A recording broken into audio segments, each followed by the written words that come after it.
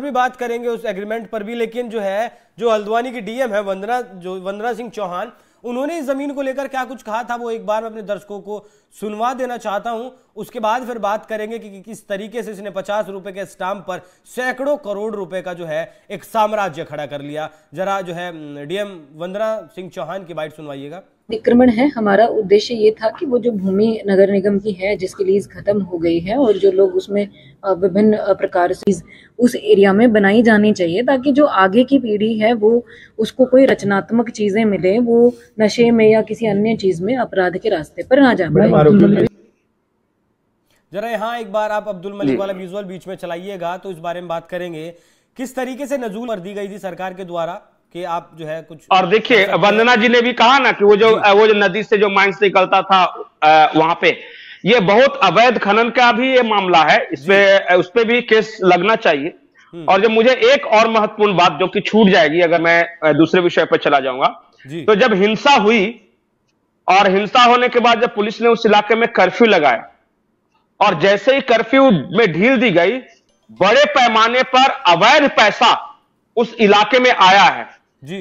कुछ ऐसे एनजीओज हैं और कुछ ऐसे बिजनेसमैन हैं जिन्होंने कैश बांटा है उस इलाके में जी। उसमें से एक नाम मैं बता दे रहा हूं, हैदराबाद का कोई आदमी है जो कि एनजीओ चलाता है जी। और उसने बैग में भर भर के कैश लाए थे और वो उन इलाकों में बांट रहा था। किस हैसियत से बांट रहा था, कहां से वो पैसे आए हैं जी, किनको दिया है, अब पुलिस ने उस सलमान भाई को गिरफ्तार कर लिया है। सलमान की भी बात करेंगे पंकज जी, लेकिन पहले ये बताइएगा कि किस तरीके से इसने 50 रुपए के स्टाम्प पर ये नजूल की जमीन, सरकारी जमीन को अपने कब्जे में कर लिया और लोगों ने पूछा तक नहीं, सवाल नहीं किया कि सरकारी जमीन है, आप 50 रुपए के स्टाम्प पर अगर हमें देंगे तो कल अगर सरकारी कार्रवाई होगी तो क्या होगा। ये तस्वीरें भी आप देख सकते हैं किस तरीके से ये अधिकारियों को भी हटाता था। इसका रसूख उस इलाके में क्या था, उस सरकारी जमीन का जो नाम है इसने मलिक का बगीचा करके अपने ही नाम पर इसने नाम रख दिया था। पंकज जी, इसने सिर्फ नजूल जमीन नहीं कब्जाई, इसने रेलवे की भी जमीन कब्जाई है। वो जो आप पूरा वनबुल पूरा जाएगा ना,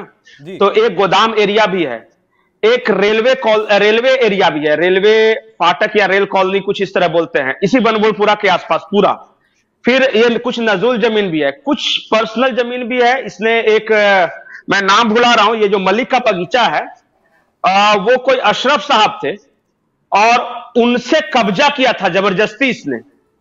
पहले वो दूसरे अशरफ साहब के नाम पे हुआ करती थी और इसने जब दादागिरी इसकी चारों तरफ बढ़ गई तो उस बेचारे से जबरदस्ती इसने कब्जा कर लिया और ये इसको पता था कि ये प्राइवेट जमीन है, ये तो अच्छी जमीन है। और इसने वहां पे एक मस्जिद बनाया इसने कि जैसे ही मस्जिद या मजार रहेगी सामने, जो कि उस छीनी हुई जमीन पर है, जबरदस्ती वो भी केस चल रहा है। उसमें हाफ पोर्शन जो मलिक का बगीचा का हाफ पोर्शन जो है कि पर्सनल जमीन है उनकी, अशरफ साहब की, जिससे इन्होंने कब्जा किया, और हाफ जमीन जो है नजूल है या फिर दूसरी जो सरकारी जमीन है, ये घेरता था ज्यादा। अगर 1 कट्ठे इसकी अच्छी जमीन है तो 3 कट्ठे में और घेर लिया सरकारी जमीन को भी। तो ये क्या करता था, धीरे धीरे, मैंने कहा ना कि इसने सरकारी कर्मचारियों को पैसे खिलाए हैं, इसने अपने पॉलिटिकल कनेक्शंस का इस्तेमाल किया है। उसके बाद इसने जो धीरे धीरे जो कहा है कि कुछ वकीलों की फौज है। आपको बहुत आश्चर्य होगा अभिषेक कि इतना हिंसा हुआ, एक तरफा इन लोगों ने सरकारी कर्मचारियों को पीटा और लोग कह रहे हैं इसे हिंदू मुस्लिम भी कुछ लोगों ने करने की कोशिश की, लेकिन इसके जो तीनों वकील हैं वो एक पांडे हैं, एक शुक्ला है और वो इसके लिए लड़ रहे हैं। जमानत याचिका भी दाखिल कर दी गई है पंकज जी, गिरफ्तार हुआ नहीं, जमानत याचिका भी दाखिल कर दी गई है। चलाओ जैसी भी पुलिस बुलाओ, पीएससी बुलाओ, पता ही नहीं मेरे बाप दादा पे नाम क्यों नहीं कराया आपने? चलिए नहीं ये है तो ये अरे ये देखिए क्या कागज बोलते हो, अरे ये नहीं कराया तो हाई कोर्ट ने ऑर्डर दिया, आपको जो करना चाहिए वो कंडेम कर दीजिए। तो जी ये तो पहले की है, जब ये पहली बार जब गए थे ये वहां सर्वे करने देखने, तो उस समय की ये तस्वीरें है, लेकिन उसके बाद बहुत कुछ हुआ है उस इलाके में। देखिए मैं बार बार बोलता हूं कि ये अब्दुल मलिक साधारण आदमी नहीं है, ये तो इसकी जो पीढ़ियां थी, देवभूमि का अतीक भी कहा जा सकता है, क्योंकि अतीक अहमद का भी यही ज्यादा खतरनाक, वो भी ज्यादा खतरनाक इस लिहाज से जी जी जी, इसलिए उससे ज्यादा खतरनाक इस लिहाज से है कि अतीक को हर कोई जानता था कि वो माफिया है, और ये माफियागिरी करता था, लेकिन किसी को पता नहीं कि ये माफिया है। ये व्हाइट कॉलर माफिया था।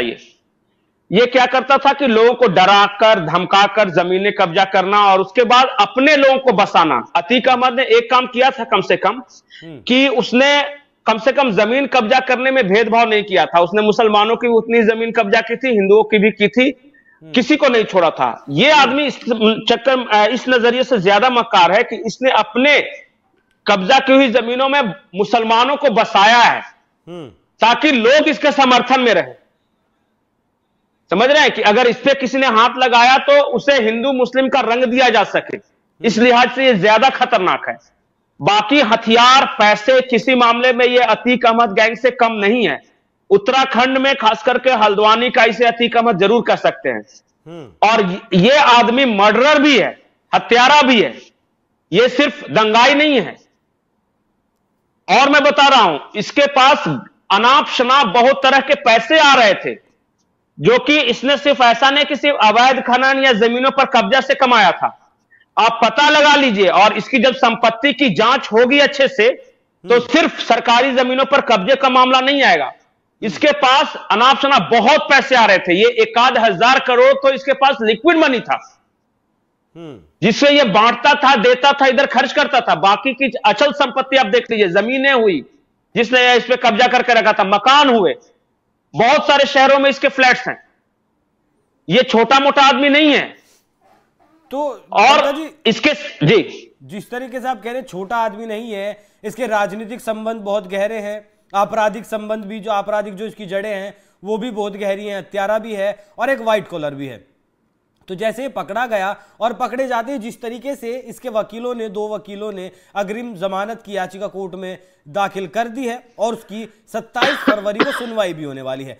तो अगर हम इस मामले के टेक्निकल पॉइंट्स पर अगर जाएं, कानूनी जो है दांव पेच को अगर हम समझने की कोशिश करें आपके जरिए, तो क्या जिस तरीके से मास्टरमाइंड है, सारी हिंसा का आरोप इसी के ऊपर है, इसकी पत्नी भी इसमें वांछित है, इसके जो बेटे हैं वो भी इसमें वांछित है, सभी को मास्टरमाइंड बनाया गया है, तो क्या कोर्ट के द्वारा इसे जमानत दी जा सकती है या फिर अब ये लंबे वक्त तक जेल से बाहर नहीं आने वाला? क्योंकि जिस तरीके से इसने देवभूमि को सुलगाने की कोशिश की थी वो एक बहुत बड़ी साजिश थी, और आप पहले भी बताते रहे हैं कि ये जो है प्रयोग था।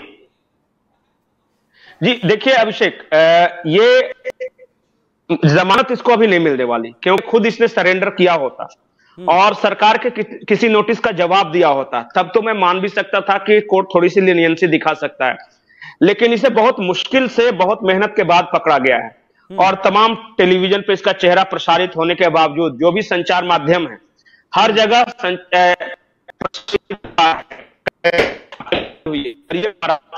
और नहीं दी जाती, क्योंकि अगर एक बार कोर्ट ने इसे जमानत दे दी तो ये कहां चला जाएगा, कोई नहीं इसे दोबारा पकड़ सकेगा। तो इस मामले में मुझे नहीं लगता कि इसे जमानत जल्दी मिलेगी। और दूसरा इसका ट्रैक रिकॉर्ड जी, और इसका ट्रैक रिकॉर्ड बहुत खराब है। इसमें न सिर्फ सरकारी जमीन पर कब्जे का आरोप है, इस पे आरोप है सरकारी कर्मचारियों को धमकाने का, उन पर हमला करवाने का, जान से मारने का, जो महिला पुलिसकर्मी थी उनके कपड़े फाड़ने से लेके उनकी अंगूठी छीनने का, सब कुछ आगजनी करने का, सरकारी संपत्ति में आग लगाने का, लोगों को दंगे के लिए भड़काने का, भोजपुरा थाने में हत्या का, उसके बाद ये माफियागिरी, इसने जो भी अब केस किया हो, उसके बाद इस पे जांच होगी कि इसकी संपत्ति कहां से आई। तो इस बहुत तरह के केसेस इस पे लगेंगे। तो इतने खूंखार जो आदमी है, जो कि बहुत खतरनाक आदमी है, बार बार बोल रहा हूं, और बड़ा प्रभावशाली आदमी, जिसके एक आवाज पर फिर से 1,000 लोग इकट्ठे हो जाएंगे, फिर से हो सकता है कि उन लोग हिंसा करें। तो ऐसे आदमी को खुले में घूमने नहीं दिया जा सकता। जिस तरीके से आपने बताया उस तरीके से बीच में खबरें आई थी कि एनएसए के तहत भी जो है इसके ऊपर कार्रवाई की जा सकती है, तो क्या इस पर और उसके परिवार पर एनएसए अब लगाया जा सकता है जब ये पकड़ा जा चुका है? और जाहिर सी बात है अब ये राज तो उगलेगा, ये खुद राज उगलेगा, तोते की तरह उगलेगा कि इसने क्या क्या किया है, कितना जमीनों पर कब्जा किया है, ये भी उगलेगा। जी ये भी उगलेगा कि इसके पॉलिटिकल मास्टर्स कौन है जी, किसके इशारे पर ये सारा कुछ हुआ है, हिंसा हुआ है। और सबसे महत्वपूर्ण बात, कि ये पैसे का इधर उधर किनके पैसे का करता था ये सब। इसके पास 1000 करोड़ की संपत्ति कहां से आई? बहुत लोगों की आज नींदें उड़ गई होंगी। हाँ, आप देख सकते हैं बहुत सारे नेता आज करवट बदल रहे होंगे। पुलिस जिस घर की कुर्की कर रही है पंकज जी, आलीशान महल बनाकर रखा था, और न जाने ऐसे कितने महल बनाए होंगे। देखिए, मैं बोला ना कि इसके पास बहुत सा ब्लैक मनी था, और ये ब्लैक मनी सिर्फ इसका नहीं था। अब्दुल मलिक इतना प्रभावशाली सिर्फ ऐसा नहीं कि इसने सरकारी जमीन पर कब्जा करके और मुस्लिमों को बसा दिया तो ये प्रभावशाली हो गया। इसके साथ मुस्लिम वोट लेने के चक्कर में बहुत सारे पॉलिटिशियंस भी जुड़े हुए थे, और बहुत सारे पॉलिटिशियंस के बयान से आप अंदाजा लगा सकते हैं कि जब ये फरार हुआ तो कौन लोग हैं जो इशारों में इसे बचाने की कोशिश कर रहे थे, और कई लोगों के तो पैसे फंसे हुए हैं इसके पास। आपको क्या लगता है ये सैकड़ों करोड़ की ठेकेदारी अपने पैसे से ले रहा था? बहुत सारे लोग इन्वॉल्व थे इसके साथ। बिल्कुल। तो अगर सही तरीके से अब्दुल मलिक के साथ पूछताछ हुई तो न सिर्फ उत्तराखंड बल्कि उत्तर प्रदेश, हरियाणा और दिल्ली के कुछ बड़े लोग इसके पीछे थे, जिसका पैट्रोनेज था कि तुम कुछ भी करो, कुछ नहीं होने देंगे।